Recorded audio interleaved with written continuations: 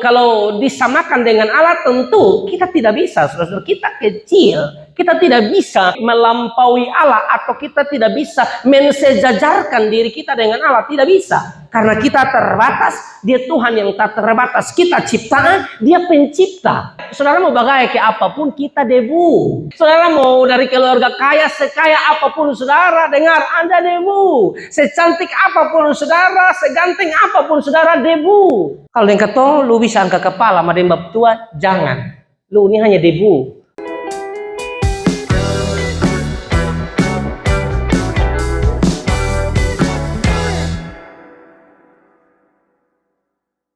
Ayub 42 ayat yang kedua kita akan baca dalam hitungan yang ketiga, karena tentunya ini pembacaannya panjang sekali, maka saya memilih untuk membacakan satu ayat saja atau satu bagian dari Ayub 42. Ayat yang kedua kita baca 1, 2, dan 3. Aku tahu bahwa engkau sanggup melakukan segala sesuatu dan tidak ada rencanamu yang gagal. Sekali lagi 1, 2, 3. Aku tahu bahwa engkau sanggup melakukan segala sesuatu dan tidak ada rencanamu yang gagal. Yang percaya bisa kasih tepuk tangan yang meriah buat Tuhan kita Yesus Kristus. Silakan duduk kembali.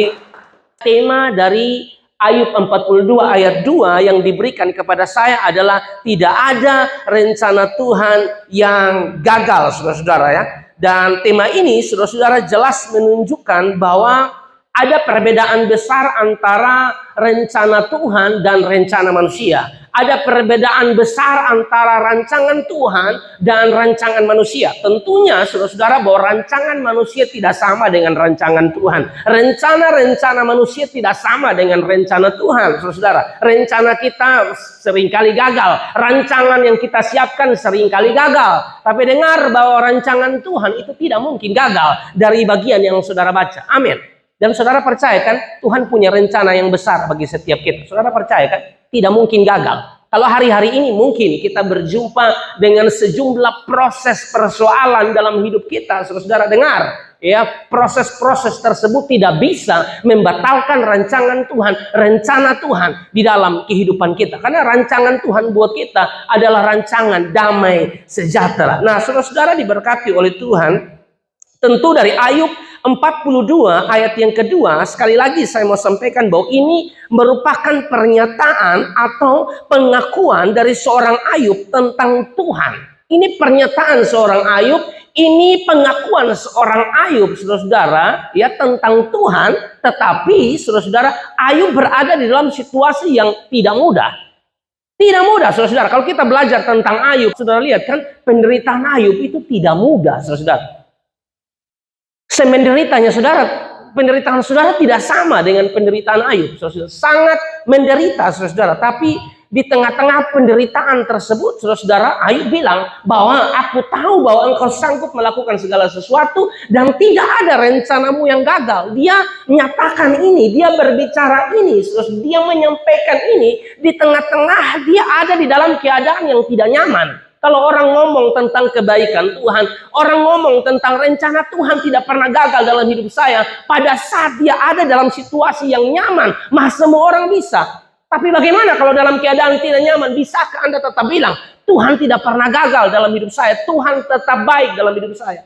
Bukankah itu yang kita temukan? Orang akan bisa bilang, atau banyak orang mengatakan Tuhan baik di tengah-tengah dia nyaman. Doanya dijawab oleh Tuhan, dia bilang Tuhan baik. Lalu bagaimana kalau Tuhan menunda doamu?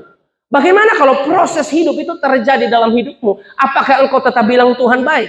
Dan di sini kita belajar, saudara-saudara, bahwa mengakui Tuhan dalam kenyamanan itu mudah. Tapi mengakui Tuhan dalam ketidaknyamanan, dalam hal ini penderitaan, itu sulit, saudara-saudara. Sangat sulit. Kita kalau belajar tentang penderitaan Ayub nih, aduh ngeri loh saudara penderitaan Ayub. Sangat-sangat luar biasa penderitaan Ayub ya. Saya catat beberapa. Yang pertama, kehilangan 10 orang anak. Cari anak satu sesusah, 10 orang anak Tuhan ambil semua, saudara-saudara. Ini kan bentuk ujian dari Tuhan untuk Ayub. Itu tidak mudah, saudara-saudara. Ayub anak 10, 7 laki-laki, 3 perempuan, saudara. Tuhan panggil pulang semua, Tuhan ambil semua. Apalagi, saudara-saudara ya, kehilangan kekayaan dan budak. Kekayaan ini 7.000 ekor kambing domba, 3.000 ekor unta, 500 pasang lembu, 500 keledai betina, dan budak-budak dalam jumlah besar. Semua habis dirampas orang dan disambar api. Lalu yang berikut, saudara-saudara, kesehatan. Ayub menderita penyakit bara yang busuk, bisul-bisul bernanah yang disertai dengan rasa gatal yang amat sangat. Saudara lihat, penderitaan Ayub itu luar biasa. Dia bukan bilang rencana Tuhan tidak pernah gagal dalam situasi yang enak. Dia ngomong itu, tapi dalam situasi yang tidak enak. Dia bilang rencana Tuhan tidak pernah gagal, bukan dalam situasi lagi nyaman. Tidak nyaman, dia bilang rencana Tuhan tidak mungkin gagal. Nah, ini menjadi pelajaran menarik bagi kita, saudara-saudara, bahwa dalam hal apapun yang kita hadapi dalam hidup ini, saudara, ya, prinsip kita harus tetap jelas. Sekali Yesus tetap Yesus, sekali Tuhan tetap Tuhan, sekali beribadah tetap beribadah, sekali cari Tuhan tetap cari Tuhan. Saya sering bilang begini, saudara, kepada anak-anak muda atau dimanapun saya berkhotbah, bahwa semua kita punya prinsip. Orang harus punya prinsip. Yang namanya manusia harus punya prinsip. Tapi tentunya, saudara, prinsip yang dimaksud oleh saya bukan sekedar prinsip-prinsip yang kita pakai dalam kehidupan kita. Kita harus bekerja keras untuk mendapatkan sesuatu yang luar biasa. Kita harus belajar sungguh-sungguh untuk menggapai masa depan kita. Itu prinsip yang bagus, tapi bukan itu maksud saya. Prinsip yang saya maksudkan adalah prinsip dalam hal mengiring Yesus.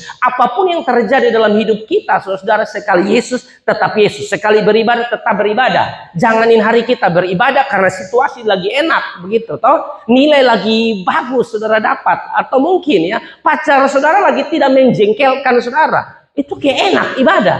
Lalu bagaimana dia menjengkelkan saudara? Berapa banyak orang yang akhirnya mundur karena proses-proses hidup. Mundur perlahan-lahan. Dulu semangat melayani, mulai mundur. Dulu semangat beribadah, mulai mundur, saudara. Tidak boleh seperti itu. Prinsip kita harus luar biasa. Apapun yang terjadi, ya, Tuhan tetap Tuhan, Yesus tetap Yesus. Ibadah tetap ibadah, melayani tetap melayani. Itu prinsip yang penting di dalam kehidupan kita. Nah, kalau kita belajar, saudara, tentang penderitaan Ayub, tentu kita perlu tahu bahwa penderitaan yang dialami oleh Ayub, saudara, ya, penderitaan yang dialami oleh Ayub itu bukan karena dosa. Memang seseorang bisa menderita karena dosa, tapi tidak selalu karena dosa, saudara. Karena yang kita lihat di sini, saudara, bahwa tidak semua penderitaan yang dialami seseorang karena dosa bisa juga bentuk ujian dari Tuhan. Dan yang kalau kita lihat tentang Ayub, saudara, memang ini adalah bentuk ujian, saudara, untuk Ayub, saudara. Ini bentuk ujian, bukan sebuah saudara, sebuah murka Tuhan untuk Ayub karena dosa, bukan. Ini bentuk ujian kepada Ayub, saudara. Dan tentunya semua atas izin Tuhan. Saudara kalau baca itu bagian kan saudara tahu toh, Ayub pasal 1, ya, Ayub pasal 2, ya.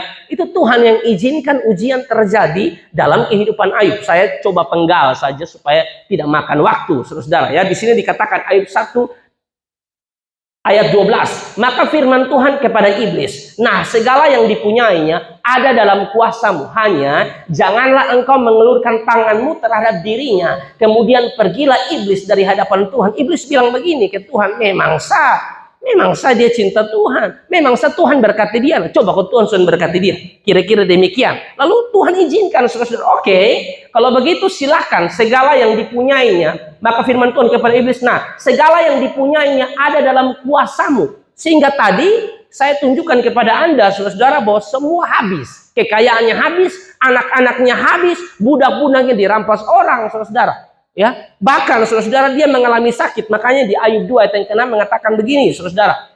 Maka firman Tuhan kepada iblis, nah, ia dalam kuasamu, hanya sayangkan nyawanya. Pertama Tuhan izinkan untuk semua yang ada pada dia lu boleh ambil, untuk mau lihat dia ini tetap cinta beta atau tidak. Ayub tetap cinta. Tapi yang kedua, saudara, adalah Ayub mengalami sakit yang tadi saya tunjukkan kepada Anda tuh. Dia mengalami sakit yang luar biasa, saudara, bukan sakit yang main-main. Tapi saudara lihat di sini bahwa penderitaan yang dialami oleh Ayub bukan karena dosa. Penderitaan yang dialami oleh Ayub atas seizin Tuhan. Dengar, teman-teman diberkati oleh Tuhan. Tidak ada sesuatu yang terjadi dalam hidup kita tanpa seizin Tuhan. Tuhan kalau tidak izinkan terjadi, tidak mungkin terjadi karena Dia yang pegang kendali.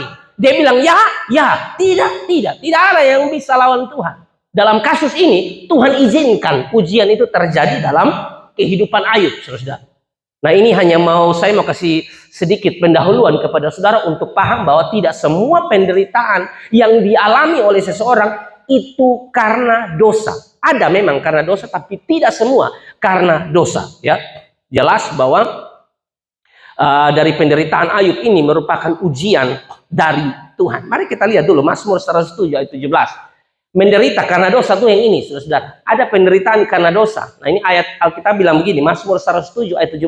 Ada orang-orang menjadi sakit oleh sebab kelakuan mereka yang berdosa dan disiksa oleh sebab kesalahan-kesalahan mereka. Jadi memang ada orang yang sakit karena kelakuan mereka yang berdosa, kelakuan mereka yang melanggar apa yang Tuhan mau di dalam hidupnya. Anda akan mengalami sakit. Tuhan ngomong seperti ini, Anda melawan. Ya, cara Tuhan untuk membuat Anda sadar adalah kadang-kadang Tuhan izinkan sakit supaya sadar.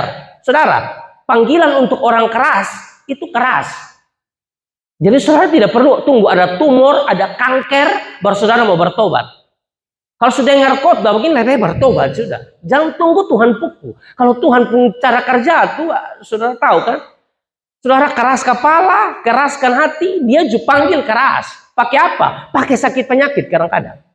Tapi ada tuh yang sakit penyakit juga dia sedang bertobat. Lalu tinggal tunggu, mati, pasti neraka. Makanya saya berharap saudara kita ibadah-ibadah, tapi kita percaya sungguh kepada Yesus. Amin.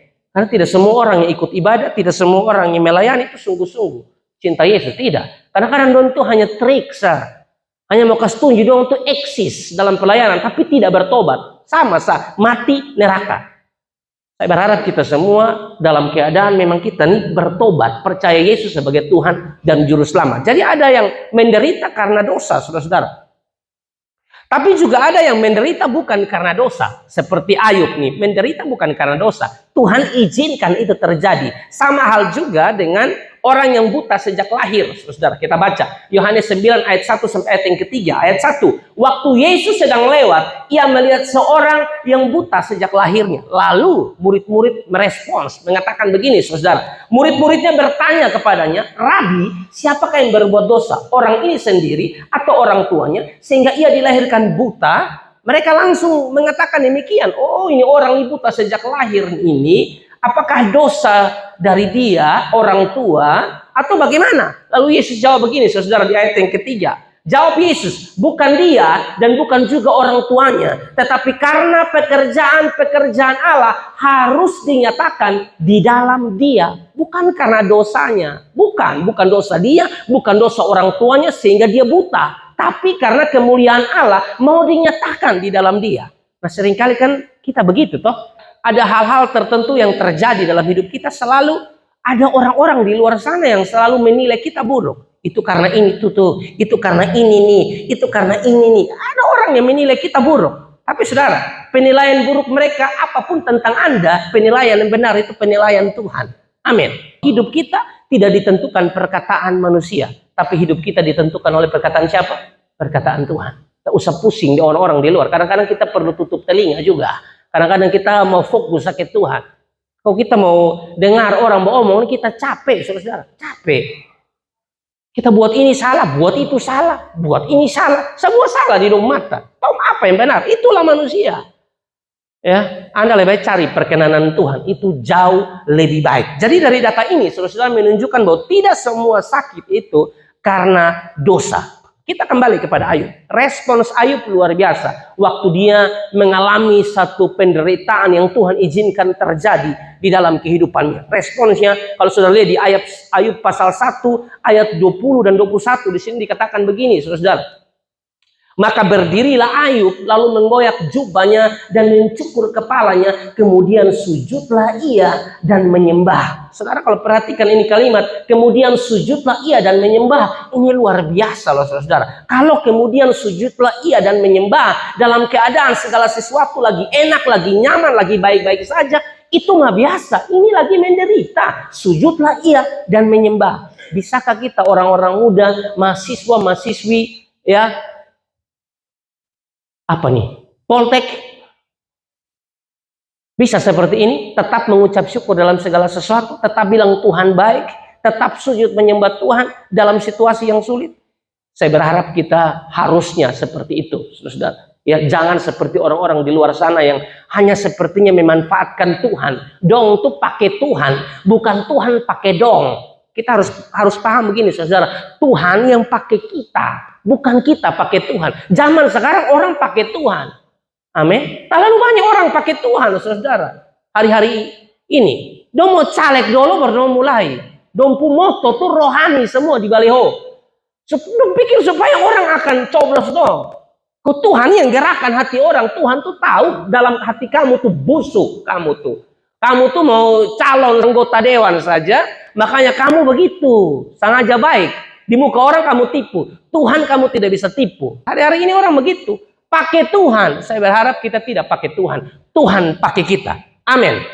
Saudara anak-anak muda. Tak usah takut ini masa depan. Alkitab bilang Amsal 23 ayat 18, sebab masa depan sungguh ada dan harapanmu tidak akan hilang. Cari Tuhan sungguh-sungguh, melayani Tuhan sungguh-sungguh. Ya, orang mau datang atau tidak ikut ibadah, pokoknya Anda lakukan sungguh-sungguh. Anda sudah lakukan bagian Anda berdoa, Anda sudah pakai kreativitas yang Tuhan taruh di otak saudara untuk buat semua cara supaya menjangkau banyak jiwa. Lakukan saja sungguh-sungguh. Percayalah, Tuhan catat semua. Jadi tidak usah takut. Ada orang tuh yang begini, dia buat apa-apa supaya Tuhan buat apa-apa buat dia. Dia buat sesuatu buat Tuhan, ya. Lalu dia berharap Tuhan juga lakukan sesuatu buat dia. Itu pasti kamu tidak usah ajar Tuhan. Motivasi Anda harus lurus. Saya buat ini karena saya cinta dia. Soal berkat, saudara tidak usah ajar Tuhan dalam hal berkat. Dia tahu bagaimana memberkati anak-anaknya. Amin. Hidup takut Tuhan saja, Tuhan pasti memberkati setiap kita. Ayat 21 bilang begini. Ayub mengatakan di tengah-tengah situasi sulit, katanya, dengan telanjang aku keluar dari kandungan ibuku, dengan telanjang juga aku akan kembali ke dalamnya. Tuhan yang memberi, Tuhan yang mengambil, terpujilah nama Tuhan. Ada satu ucapan syukur di tengah-tengah penderitaan yang sulit. Saya berharap berbicara tentang mengucap syukur tidak hanya pada saat doa kita dijawab. Dalam segala hal, dalam segala situasi, kita mari belajar mengucap syukur. Bukankah Alkitab mengatakan 1 Tesalonika 5 ayat 18, Efesus 5 ayat 20 mengatakan bahwa mengucap syukurlah dalam segala hal. Mengucap syukurlah dalam segala sesuatu, ya, dalam segala situasi. Belajar mengucap syukur. Untung rugi mengucap syukur, saudara-saudara. Ya, sukacita, duka cita mengucap syukur. Bukankah ada lagu Kidung Jemaat, suka duka Tuhan pakai untuk kebaikan kita. Amin. Jadi Anda tidak perlu ragu berjalan bersama dengan Tuhan. Penderitaan, ya, pergumulan yang kita hadapi dalam hidup ini itu pasti. Tapi dengar baik, kita tidak sendiri. Ada Tuhan yang selalu bersama-sama dengan kita. Dia Tuhan yang baik, dia Tuhan yang luar biasa. Bahkan saudara, waktu dia mengalami sakit, saudara, ya, dia tentunya berharap seorang penolong, seorang istri, ya toh, seorang istri itu kan Alkitab bilang penolong, saudara. Dia berharap istrinya itu, saudara, memberikan masukan yang baik, memberikan solusi yang baik. Tapi dalam keadaan dia sakit, saudara, justru seorang istri, seorang yang dekat dengan dia, saudara, tidak memberikan solusi yang baik. Bahkan istrinya bilang, kalau bisa kutukilah alamu dan matilah. Itu bukan solusi yang baik. Perempuan-perempuan yang di sini, di Poltek, ini mahasiswi, ya, di Poltek, dengar baik, saudara, ya. Anda yang akan menjadi istri, ya, jangan sama seperti istri Ayub. Amin. Mau yang enak saja dari Tuhan, yang tidak enak tidak mau. Sedangkan hidup itu terdiri dari dua hal. Tidak bisa suka saja, ada duka. Amin. Saya kasih tahu memang, karena beberapa tahun ke depan Anda akan menikah. Atau coba angkat tangan yang tidak mau menikah. Saudara, muka nih kelihatan tidak mungkin. Ya pasti nikah maksudnya, ya. Yang laki-lakinya juga, ya. Jangan mau yang enak sah. Menderita pun tetap belajar bersyukur kepada Tuhan. Saudara lihat di sini, ya, Ayub 2:9, dia punya istri bilang begini, maka berkatalah istrinya kepadanya, masih bertekunkah engkau dalam kesalehanmu? Lu masih takut Tuhan Ju, lu masih berdoa Ju, lebih kutukilah alammu dan matilah. Ini bukan solusi yang baik di tengah-tengah penderitaan. Anda mahasiswa, ya, apapun yang terjadi dalam hidup ini atas izin Tuhan. Jangan mengomel, jangan kesalah dosen, jangan kesalah ini, kesalah itu. Sudahlah, Anda masuk ke kamarmu berlutut dan berdoa. Percayalah, Tuhan punya rencana yang indah di dalam kehidupan kita. Dari semua data ini, saudara, yang saya tunjukkan tentang Ayub, ya, jelas, saudara, mengapa Ayub, kalau kita belajar tentang Ayub di tengah-tengah penderitaan yang dahsyat, dia menunjukkan satu kehidupan atau gaya hidup yang justru memberikan teladan bagi kita semua. Jawabannya, saudara, karena memang Ayub ini saleh, takut Tuhan. Coba saudara lihat di Ayub pasal 1 ayat 1, di sini dikatakan begini, ada seorang laki-laki di tanah Uz bernama Ayub. Orang itu saleh dan jujur, ia takut akan Allah dan menjauhi kejahatan. Memang ini Ayub ini bukan orang sembarang. Alkitab suka kasih keterangan orang itu saleh dan jujur. Putar balik, tidak ada jujur ini. Yang mulu-mulu mentega dong. Dia ada yang bilang beta cinta kamu. Tidak ada yang lain. Beta sangat mengasihi. Habis kuliah kau nikah. Mana dia omong di B juga. Dia omong di C, dia omong di D. Putar balik. Itu tidak jujur ya. Ini orang saleh dan jujur. Ia takut akan Allah dan menjauhi yang namanya kejahatan. Definisi dari orang yang takut Tuhan adalah ini. Menjauhi kejahatan. Itu. Jadi kalau Anda mengatakan Anda takut Tuhan, tapi Anda masih gemar melakukan dosa-dosa tertentu, Anda tidak takut Tuhan. Seberapa hebat pun kamu melayani di sini, kamu tidak takut Tuhan. Kalau Anda takut Tuhan, Anda lepaskan semua kejahatan-kejahatan yang tidak benar yang mengikat Anda lepaskan.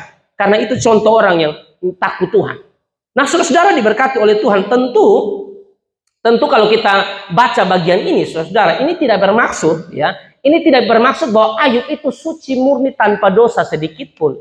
Kalau Anda baca ini, Anda bilang, berarti Ayub lain loh. Dia buat dosa nah. Dia manusia yang paling beda. Memang Alkitab bilang dia tuh saleh dan jujur. Tapi bukan bermaksud ya bahwa Ayub itu murni tanpa dosa. Bukan, saudara. Ayub pun orang berdosa, saudara. Ini hanya mau menunjukkan bahwa Ayub beda. Ayub beda dengan yang lain. Ayub itu berbeda dari yang lain, saudara. Sama juga dengan Nuh. Karena kita bilang begitu, dia juga dia orang benar, orang saleh di zamannya. Artinya sedang membuat perbandingan bahwa Nuh itu beda dengan yang lain. Yang lain jahat, dia tidak, begitu. Jadi bukan berarti Alkitab mengatakan seperti ini lalu khusus Ayub, lalu Nuh dan beberapa itu seperti siapa lagi? Simeon kalau tidak salah dalam Perjanjian Baru. Karena Alkitab bilang begitu, mereka saleh benar. Artinya mereka tanpa dosa, bukan. Mereka juga orang berdosa. Kalau saudara bilang mereka tidak berdosa, maka akan menabrak bagian-bagian kitab suci atau data-data kitab suci yang lain. Misalnya Roma 3 ayat 23 bilang, karena semua orang telah berdosa dan telah kehilangan kemuliaan Allah. Semua orang berdosa, termasuk dong berdosa. Waktu Adam dan Hawa jatuh ke dalam dosa, kita semua berdosa. Mungkin kita protes, kenapa kita berdosa? Yang buat dosa dong, kenapa kita berdosa? Karena Adam dan Hawa itu perwakilan dari kita manusia. Amin. Indonesia main bola, saudara. Ya, berapa begitu? Atau mengikuti Piala Dunia misalnya. Ya. Waktu Indonesia kalah, saudara, mereka tidak omong yang kalah itu 11 pemain tambah pemain cadangan dan juga pelatih. Tidak, mereka bilang Indonesia kalah. Kita semua Indonesia kalah kita. Dia main bola berapa? Dong, saya main bola 11 orang, kita semua kalah. Kenapa? Karena mereka perwakilan. Begitu. Adam dan Hawa jatuh dalam dosa, semua kita berdosa. Tidak ada yang tidak berdosa. Termasuk saudara jelas Ayub, Nuh, mereka juga orang berdosa, saudara. Terlihat saudara dari beberapa data ya. Saya baca dulu komentar dari Francis Anderson. Dia bilang begini, saudara, Ayub tidak dianggap sempurna tanpa dosa. Semua pembicara dalam kitab ini, termasuk Ayub sendiri, yakin bahwa semua orang itu berdosa. Semua orang itu berdosa. Ayub sendiri mengatakan hal-hal demikian, saudara. Contoh, Ayub pasal 9 ayat 20. Dalam terjemahan firman Allah yang hidup. Sedangkan apakah aku benar? Mulutku sendiri mengatakan bahwa aku tidak benar. Sekalipun aku merasa tidak bersalah, Allah dapat menunjukkan kesalahanku. Ini artinya Ayub sadar bahwa Ayub juga berdosa. Lalu dikatakan lagi, Ayub pasal 25 ayat yang keempat. Bagaimana manusia benar di hadapan Allah? Dan bagaimana orang yang dilahirkan perempuan itu bersih? Semua berdosa, termasuk bayi. Itu juga dalam kandungan orang berdosa. Naturnya berdosa dari Adam dan Hawa. Nah, bagaimana untuk menyelesaikan dosa? Tentu kita harus menerima Yesus sebagai Tuhan dan Juru Selamat di dalam kehidupan kita, saudara. Ya. Jadi jelas bahwa dari data-data ini atau dari ayat-ayat ini, saudara, menunjukkan bahwa Ayub pun orang berdosa. Nah sekarang saudara kita akan masuk pada bagian yang berikut saudara. Pelajaran apa yang bisa kita petik dari pernyataan Ayub ini? Ya, sekali lagi, pelajaran apa yang bisa kita petik dari pernyataan Ayub ini di dalam Ayub 42 ayat 2? Aku tahu bahwa engkau sanggup melakukan segala sesuatu dan tidak ada rencanamu yang gagal. Pelajaran apa yang bisa kita petik dari pernyataan Ayub ini, saudara? Jawabannya adalah kebesaran Allah dan keterbatasan manusia. Dari bagian yang kita baca, Ayub 42 ayat yang kedua, pelajaran yang bisa kita petik dari pernyataan Ayub ini adalah tentang kebesaran Allah dan keterbatasan manusia. Sekarang saya mulai dulu dengan kebesaran Allah. Saudara yang diberkati dan dikasihi oleh Tuhan kita Yesus Kristus, kita tahu bahwa Allah kita tuh Allah yang besar, saudara-saudara. Allah yang besar, saudara, bukan Allah yang kecil. Allah yang kita sembah, Allah yang tak terbatas ruang, jarak, dan waktu. Sedangkan kita terbatas. Kalau disamakan dengan Allah tentu kita tidak bisa, saudara. Kita kecil, kita tidak bisa melampaui Allah, atau kita tidak bisa mensejajarkan diri kita dengan Allah. Tidak bisa, karena kita terbatas. Dia Tuhan yang tak terbatas. Kita ciptaan, Dia pencipta. Jadi tidak bisa, saudara, kita ini kecil. Tuhan besar. Dari apa yang dikatakan oleh Ayub, tidak ada rencana Tuhan yang gagal, sedang menunjukkan bahwa Dia itu Allah yang besar, Allah yang wakbar. Makanya di dalam 1 Raja-Raja 8 ayat yang ke 27, saudara, 1 Raja-Raja 8 ayat 27 bilang begini, tetapi benarkah Allah hendak diam di atas bumi? Sesungguhnya langit, bahkan langit yang mengatasi segala langit pun tidak dapat memuat engkau, terlebih lagi rumah yang kudirikan ini. Ini disampaikan oleh Salomo waktu dia mendirikan bait Allah, saudara, yang terbuat dari emas, the golden house, saudara. Tapi dia bilang di sini bahwa tetapi benarkah Allah hendak diam di atas bumi? Sesungguhnya langit, bahkan langit yang mengatasi segala langit pun tidak dapat memuat engkau, terlebih lagi rumah yang kudirikan ini. Sedang menjelaskan bahwa Allah itu besar, saudara. Allah sangat besar. Bahkan di bagian lain, saudara, Alkitab bilang begini, saudara. Ya, saudara bisa catat ayatnya. Ayub 36 ayat 26, saudara, dikatakan begini, sesungguhnya Allah itu besar, tidak tercapai oleh pengetahuan kita, jumlah tahunnya tidak dapat diselidiki. Saya kasih warna biru, Allah itu besar, tidak tercapai oleh pengetahuan kita. Anda mau pintar seperti apapun, ya, mungkin Anda orang yang paling pintar di kampus ini, tapi Anda tidak bisa, saudara-saudara, yang memahami tentang Allah, karena Dia terlalu besar. Kita puotang ini ke tampurung kalapa. Bagaimana mungkin Anda puotang yang ke tampurung kalapa bisa paham Allah yang besar, saudara-saudara, yang luas seperti lautan? Anda tidak bisa paham.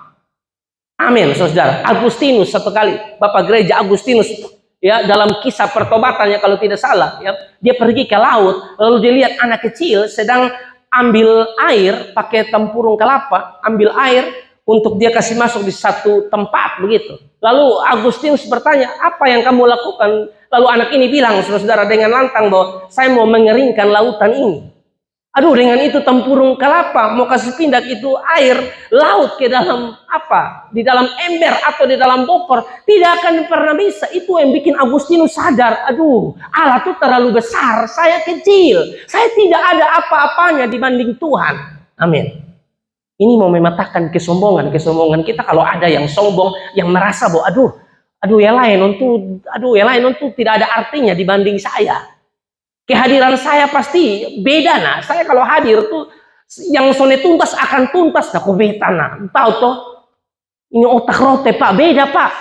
Kita kadang-kadang sombong, kita pikir kita, saudara-saudara, kita pun kehebatan mulai dihebat dari Tuhan. Tuhan itu besar, amin. Tuhan itu terlalu besar, saudara, dan kita sedang berusaha untuk mempelajari Tuhan yang besar, dan itulah, saudara, sampai mati pun kita tidak bisa sempurna untuk memahami Allah, karena Dia Allah yang besar.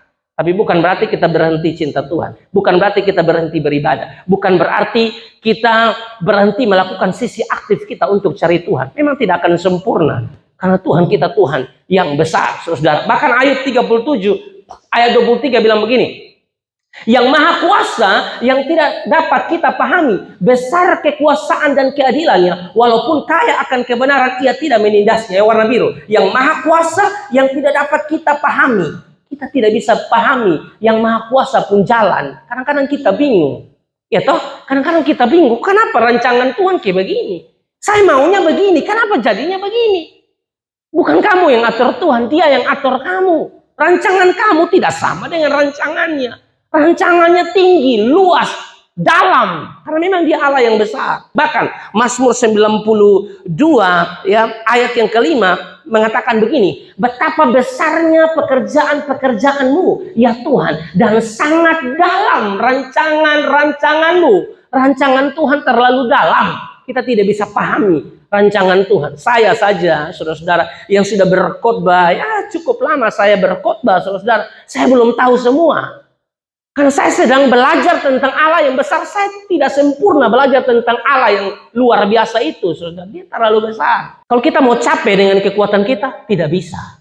Tidak bisa. Kita manusia berdosa, tidak bisa berusaha dengan kekuatan kita, saudara, untuk dibenarkan. Itu tidak bisa. Tidak bisa. Kita dibenarkan, saudara, waktu kita beriman kepada Dia. Dia yang sudah datang ke dalam dunia. Bukan kita yang saudara, berusaha supaya kita bisa benar. Tapi Tuhan, Dia yang berinisiatif datang ke dalam dunia. Dia luar biasa loh, saudara. Dia Tuhan yang besar, tapi rela datang ke dalam dunia karena cinta, karena kasih. Dia sayang kita, Dia cinta kita, saudara. Ya, betapa besarnya pekerjaan-pekerjaanmu ya Tuhan. Dan sangat dalam rancangan-rancanganmu. Dan kalau kita bicara tentang rancangan Tuhan, tentu Alkitab bilang bahwa rancangan kita dan Tuhan itu beda, saudara. Ya, rancangan Tuhan itu besar, tinggi, luas, dalam, beda dengan kita. Jalan Tuhan beda dengan jalan kita. Makanya di dalam Yesaya 55 ayat 8 dan ayat yang ke-9, saudara bisa baca di situ dikatakan, sebab rancanganku bukanlah rancanganmu dan jalanmu bukanlah jalanku. Demikianlah firman Tuhan. Rancanganku bukanlah rancanganmu, jalanmu bukanlah jalanku. Seperti tingginya langit dari bumi, demikianlah tingginya jalanku dari jalanmu dan rancanganku dari rancanganmu. Itu menunjukkan Tuhan besar. Rancangannya terlalu tinggi, saudara, seperti langit dari bumi. Bagaimana kita bisa paham rancangan-rancangannya? Bagaimana kita bisa memahami rancangan Tuhan dalam kehidupan kita? Karena Dia Allah yang besar. Ayub saja dia tidak paham, saudara. Kita bilang saleh, jujur, takut akan Tuhan, tapi dia tidak paham semua. Kalau saudara baca di Ayub pasal 3 itu dia kan mengutuk hari lahir. Ini kan kita baca enak. Coba saudara yang jadi Ayub. Tidak mudah loh saudara dengan penderitaan yang dialami. Anak 10 mati, 7 laki-laki, 3 perempuan. Orang suka dapat anak laki-laki ini habis semua. 7 laki-laki mati, perempuan juga mati. Budak-budak juga orang rampas, kekayaan diambil, dia sakit. Saya mau tanya, itu penderitaan yang luar biasa tidak? Luar biasa itu dialami, saudara. Kita baru sakit gigi, cuma ngomel, Tuhan sakit paru, sebat tarea sama ke. Jangankan itu, nyong baru kasih putus, nona baru kasih putus, berdiri di jembatan Liba, mau bunuh diri, bodoh, hanya gara-gara itu. Ini beta marah, betul, saudara. Sakit terlalu apa? Kalau kasih putus, kalau misalnya dia kasih putus, saudara, karena dia ada perempuan lain, bersyukur. Apalagi kalau kamu baik, artinya Tuhan sedang menunjukkan bahwa dia tidak baik, dia tidak pantas untuk kamu. Begitu dong. Jangan bilang mama kasihan beta, mau lompat. Dia mau bunuh diri. Saudara pikir bunuh diri menyelesaikan masalah? Neraka. Amin. Saudara lihat kasus di Kota Kupang sekarang bunuh diri ngeri. Saya tidak tahu masalah apa itu sampai mereka bisa bunuh diri. Masih muda-muda, saudara. Gantung diri. Saya berharap di sini tidak ada. Ya, kita mau alami penderitaan ke apapun. Bahkan penderitaan kita tidak seperti Ayub. Hanya baru dapat putus sedikit dari nyong, Sasuke mau ke manako. Soalnya pikir dia yang satu-satunya yang terbaik di ini dunia. So begitu pacaran dan dia sudah pernah terakhir, lu yang terakhir. Bikin malu, saya laki-laki begitu tas putus. Ya toh, kalau ada laki-laki yang begitu, saudara, ya dia kasih putus saudara, sedangkan saudara ini berkorban lebih banyak dari dia. Bahkan dia tidak pernah berkorban buat kamu. Dipertanyakan cintanya terhadap kamu. Ya, dia minta putus, lebay, makasih Tuhan, engkau baik. Begitu. Jangan bilang ini mati, susah ada yang lain. Saudara, Tuhan tuh bisa gerakan laki-laki sapa untuk bisa datang di kamu. Tuhan pun bisa gerakan hati perempuan sapa saja untuk dekat dengan kamu. Amin. Ini bukan persoalan muka ganteng atau tidak, prestasi atau tidak, meskipun harus prestasi. Tapi itu bukan tentang hal demikian. Tuhan tuh bisa gerakan hati sapa. Alkitab bilang hati raja seperti batang air di tangan Tuhan. Amin. Dia mau aliri gimana bisa. Hati raja dengan mudah dia bisa kasih lembutkan ke hati masyarakat biasa nih. Hei, kecil bagi Tuhan. Amin. Yang putus sedikit, beta kayaknya mau mati. Lalu mati su. Beta juga mau mati su. Lu pikir, karena anakku. Coy itu nyolong baik. Ya masih masuk otak Lu bisa lupa 1 minggu, 2 minggu, 1 bulan masih bisa masuk otak.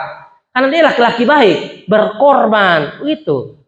Dia nona rumah di Osasan, dia di Kupang. Nona minta nasi goreng, dia antar. Putus ya sakit hati, masih masuk otak. Karena berkorban. Apa saja dia bisa berkorban buat kamu. Nah ini baik. Nah ini cek mabok dari pagi ketemu pagi. Semoga itu pukul lah. Ada laki-laki yang begitu, pukul dia. Dia tetap bilang, cinta kak, cinta. Lu makan cinta. Lu pikir ini film Korea, aku kawan? Kalau sepukul begitu kasih putus. Saudara orang tua saya tidak pernah pukul kamu kok. Betul tidak? Saudara orang tua yang melahirkan saudara, kasih besar saudara, kasih sekolah saudara, tidak pernah pukul kamu. Lalu kamu biarkan dirimu dipukul oleh laki-laki bodoh. Betul lambe sumarah betul-betul. Jangan saudara. Amin. Lu juga laki-laki jangan terlalu lemah. Ada laki-laki yang lemah. Baru karena putus sedikit menangis sampai lu karena anakku bikin malu sah. Oh, ada beta bukan begitu. Suruh makan tidak mau makan. Laki-laki loh. Suruh makan tidak mau makan. Dia main pikir susi terus. Kusuk putus Dia main pikir mince terus. Dia pikir mince ini satu-satunya perempuan terbaik. Masih ada perempuan lain. Tapi itu putus. Duduk menangis. 1 minggu menangis. Mama suruh makan tidak mau. Saya suruh pelayanan juga tidak mau. Saudara. Semua salah habis dia. Laki-laki begini. Yang beta mengerti. Paling ya bisa lupa tuh bisa 1 bulan ya. Wajar ya. Kalau misalnya perjalanan pacaran saudara tuh pacaran yang baik-baik. Memang susah untuk lupa. Tapi mudah untuk lupa kalau misalnya dia menyakiti kamu. Tidak setia. Untuk apa kamu pertahankan dia? Biar dia mabok-mabok begitu dia pukul-pukul beta mah. Sayang dia. Kasihan. Biar dia pukul-pukul beta begitu mah. Dia itu sangat cinta beta kak. Dia sangat mengasihi beta. Saya bingung. Dia pukul saya, tapi dia mengasihi saya. Itu saya bingung. Saudara mesti ingat. Kasihilah Tuhan Allahmu. Lalu yang kedua, kasihilah sesama manusia seperti dirimu sendiri. Saudara lihat, lu pacaran dengan dia nih, dia tidak cari kerja, hanya main game. Coba menghasilkan uang baik. Tidak menghasilkan, hanya minta saudara uang terus isi pulsa data. Dia main game. Laki-laki begini saudara pertahankan, tidak ada guna. Lalu saudara bilang dia mengasihi saudara, saudara pikir pakai otak. Dia pun diri saja sudah bisa kasih, apalagi mengasihi saudara. Padahal harusnya mengasihi Tuhan lalu mengasihi sesama seperti diri sendiri. Dia pun diri saja sudah sayang, apalagi saudara. Betul tidak? Dia tidak pikir di masa depan. Bagaimana dia mau pikir kamu? Kamu pikir di masa depan. Kamu pikir kamu masa depan sendiri. Ini di Kupang, kakak dong. Ini bukan di Korea sana. Itu juga hanya film. Ya tahu Lee Min Ho deh muka gagah. Pemain-pemainnya gagah, saudara. Coba ceritanya Korea, tapi yang main ketemu orang bikin jengkel. Sama. Serius ini, betul. Jadi jangan, beta tahu saudara suka nonton film Korea. Saya tidak terlalu suka nonton film Korea. Karena zaman saya dulu itu film India. Betul, serius. Misalnya, Kos-Kos Hotahe, Kuch-Kuch Hotahe, itu kan pemainnya keren. Si Kajol dan Shahrukh.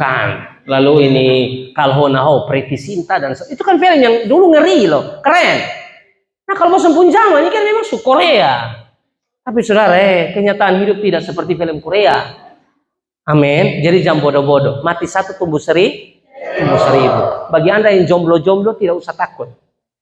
Bagi anda yang jomblo tidak usah takut. Kalau anda memang bukan karunia selibat hidup sendiri, ya, anda tunggu tanggal mainnya saja. Tuhan akan kirimkan perempuan bagi anda. Tuhan akan kirimkan cowok terbaik bagi anda. Amin.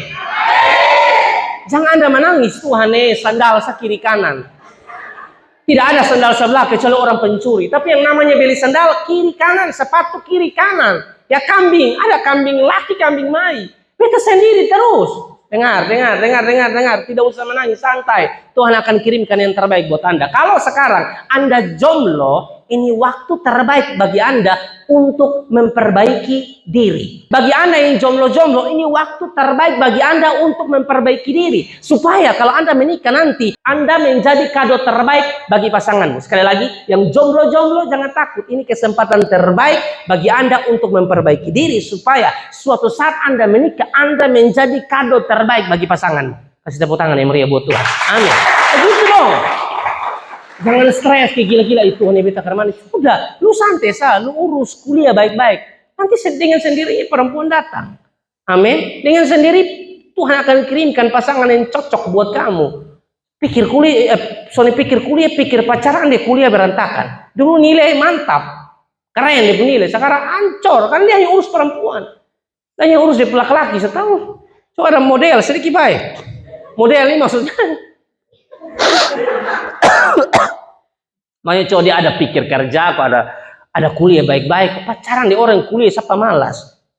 Kuliah siapa malas? Bolos lebahnya, menghayal nilai tinggi. Kalau tanya cita-cita apa? Kayaknya gubernur. Gubernur kayak lu, sana ada yang pilih. Jangankan gubernur, security pun sana ada yang pilih. Model pemalas begini, ya. Tapi dengar baik-baik dari ayat ini, saudara. Sebab rancanganku bukanlah rancanganmu, dan jalanmu bukanlah jalanku, saudara ya. Tapi tentu kita kalau baca bagian ini bukan berarti kita membuang sisi aktif kita, ya.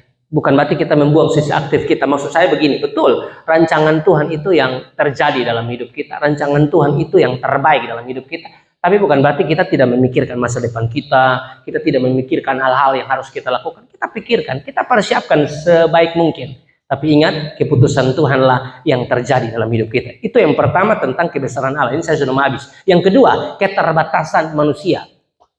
Yang kedua adalah keterbatasan manusia, saudara. Sekali lagi, kalau kita belajar tentang Ayub 42 ayat yang kedua, yang dimana ini merupakan pernyataan atau pengakuan dari Ayub bahwa tidak ada rencana Tuhan yang gagal, sedang memberikan pelajaran bagi kita bahwa Allah itu besar. Ya, dan di saat yang sama juga kita belajar bahwa kita itu kecil, kita itu terbatas, kita tidak bisa disamakan dengan Allah, saudara. Sehingga Alkitab memberikan keterangan begini, saudara baca ini bagian Mazmur 73 ayat 22, aku dungu. Saudara, ini Alkitab yang tulis, saya hanya baca. Aku dungu dan tidak mengerti, seperti hewan aku di dekatmu. Tapi ada orang tuh yang sombong sekali, saudara. Tapi kamu, sehebat apapun kamu, sesukses apapun kamu di dalam kuliah kamu atau apapun yang kamu kerjakan, luar biasa pencapaian dahsyat, tetap ya di dekat Tuhan kamu ini tidak ada apa-apanya. Aku dungu dan tidak mengerti, seperti hewan aku di dekatmu. Ini menggambarkan bahwa kita ini tidak ada apa-apanya dibanding dengan Tuhan. Kira-kira begitu. Karena dia Tuhan yang besar, kita terbatas, saudara. Ya, lalu yang berikut Mazmur 103 ayat 14 sampai ayat 16 bilang begini, sebab dia sendiri tahu apa kita. Dia ingat bahwa kita ini apa di sini? Debu. Dia tahu kita ini debu. Tapi ini debu-debu dong, sekarang sudah mulai pakai bedak-bedak mahal. Rambut mulai ke merah-merah. Orang pikir ke orang barat, padahal bukan nona dari rote. Hoi, ini nona dari rote. Saudara mau bagai ke apapun, kita debu. Saudara mau dari keluarga kaya, sekaya apapun saudara, dengar, Anda debu. Secantik apapun saudara, seganteng apapun saudara, debu. Kalau yang kata, lu bisa angkat kepala, madembab tua, jangan. Lu ini hanya debu. Lalu apa lagi? Ya, ayat 15. Adapun manusia hari-harinya seperti rumput, seperti bunga di padang, demikianlah ia berbunga. Kita digambarkan seperti rumput, seperti bunga, saudara, yang di padang, saudara, ya, seperti bunga di padang, demikianlah ia berbunga. Ayat 16. Apabila angin melintasinya, maka tidak ada lagi ia, dan tempatnya tidak mengenalnya lagi. Bicara tentang kita ini terbatas dan rapuh. Amin. Alkitab juga bilang di bagian yang lainnya, Yakobus pasal yang keempat, hidup kita seperti uap yang sebentar saja kelihatan lalu lenyap. Saudara, bicara apa? Kita ini manusia rapuh. Kita harus bergantung pada Tuhan yang tak terbatas oleh ruang, jarak, dan waktu. Saudara, rancangan Tuhan besar untuk saya dan saudara. Ya. Saudara perhatikan lagi, Mika 4 ayat 12. Tetapi mereka itu tidak mengetahui rancangan Tuhan. Ini seperti yang saya bilang di poin 1 bahwa Allah itu besar, dan memang untuk mengetahui rancangan Tuhan itu kadang-kadang kita pusing sendiri, saudara. Kita tidak memahami rancangan Tuhan ini maunya seperti apa, kita tidak tahu. Ya, Kita hanya bisa melangkah saja, berjalan saja dengan kekuatan yang datangnya dari Tuhan. Kita tidak tahu endingnya bagaimana, tapi percayalah, teruslah berjalan bersama-sama dengan Tuhan. Tetapi mereka itu tidak mengetahui rancangan Tuhan. Mereka tidak mengerti keputusannya, bahwa Ia akan menghimpunkan mereka seperti berkas gandum ke tempat pengirikan. Mereka itu tidak mengetahui rancangan Tuhan. Karena rancangan Tuhan itu besar, seperti tingginya langit dari bumi. Nah, yang berikut, saudara, ya. Ini yang tadi saya bilang bahwa kalau bicara tentang rancangan Tuhan itu besar seperti tingginya langit dari bumi, tapi bukan berarti kita tidak merancangkan sesuatu. Rancangkan saja. Setelah ini, setelah kuliah saya harus pikir kerja, setelah kerja saya harus nikah. Nikah dengan siapa, anak berat, itu kan kita memikirkan, saudara. Kita pikir masa depan kita, ya saudara. Tapi tentu Anda perlu tahu bahwa keputusan Tuhanlah yang terlaksana. Amsal 19 ayat 21, banyaklah rancangan di hati manusia. Banyak rancangan di hati kita, terlalu banyak. Tapi sudah lihat di bagian akhir, keputusan Tuhanlah yang terlaksana. Kenapa keputusan Tuhan yang terlaksana? Karena Dia Tuhan yang besar, Dia yang pegang kendali hidup kita, bukan kita. Kita nih, bukan kita yang mengatur hidup kita, bukan kita yang mengendalikan hidup kita. Kita ini hanya menjalani apa yang Tuhan sudah gariskan, apa yang Tuhan sudah tuliskan di dalam kehidupan kita. Dia itu kan sutradara agung. Dia penulis cerita hidup kita. Hanya cerita hidup kita tidak sama, betul ya? Cerita saya beda, cerita adik-adik semua beda, cerita kita beda-beda. Tapi percayalah, dalam setiap cerita kita ada Tuhan di situ. Dan kalau ada Tuhan, tidak ada rencana Tuhan yang gagal di dalam kehidupan kita. Dia Tuhan yang pasti menolong setiap kita, saudara. Di bagian akhir saya tulis begini, meskipun kita tidak memahami sepenuhnya rencana Tuhan dalam hidup kita, tetaplah percaya karena rencana Tuhan tidak mungkin gagal. Sekali lagi, meskipun kita tidak memahami sepenuhnya rencana Tuhan dalam hidup kita, tetaplah percaya karena rencana Tuhan tidak mungkin gagal. Dan percayalah bahwa rencana Tuhan, rancangan Tuhan dalam hidup kita bukanlah rancangan kecelakaan, tapi rancangan damai sejahtera. Sebab aku ini mengetahui rancangan-rancangan apa yang ada padaku mengenai kamu. Demikianlah firman Tuhan, yaitu rancangan damai sejahtera dan bukan rancangan kecelakaan, untuk memberikan kepadamu hari depan yang penuh harapan. Rancangan Tuhan, rancangan penuh damai sejahtera. Kalau hari-hari ini Anda mengalami kegagalan demi kegagalan, dari satu kegagalan kepada kegagalan yang lain, dengar, kegagalan-kegagalanmu tidak bisa membatalkan rencana Tuhan dalam hidup saudara. Karena Roma